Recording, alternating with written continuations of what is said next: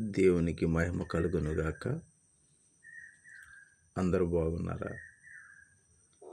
యేసుక్రీస్తు పరిశుద్ధమైన నామంలో మీ అందరికీ వందనాలు.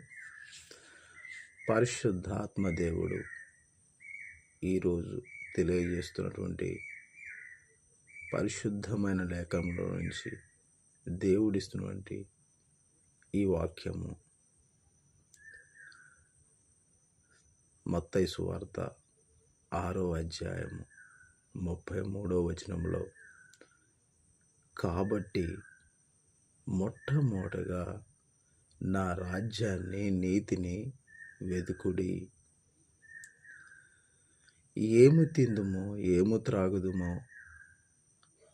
అని నువ్వు ఆలోచించిన అవసరం లేదు. కానీ నీకు ఏమి కావాలో నా పరలోకపు తండ్రికి అన్నీ తెలిసి ఉన్నవి. ఈ లోకంలో ఉన్న మనము మొట్టమొదటగా దేవుని యొక్క రాజ్యము, దేవుని యొక్క నీతి, మనము ప్రతి విషయంలో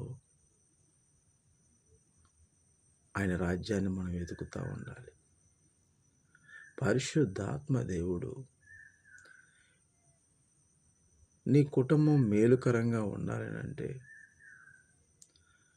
అనేక మందికి దేవుని యొక్క సువార్త ప్రకటించేవారిగా మనం ఉండాలి.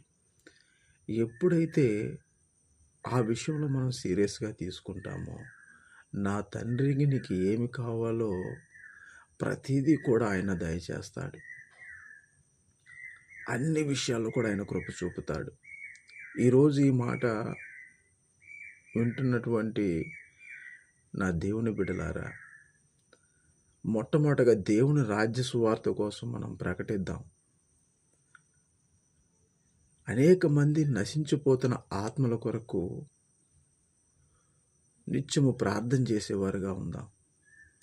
ఆయన రాజ్యాన్ని, నీతిని వెతుకుదాం. అప్పుడు మనకు అన్నీ కూడా సమకూర్చబడతాయి.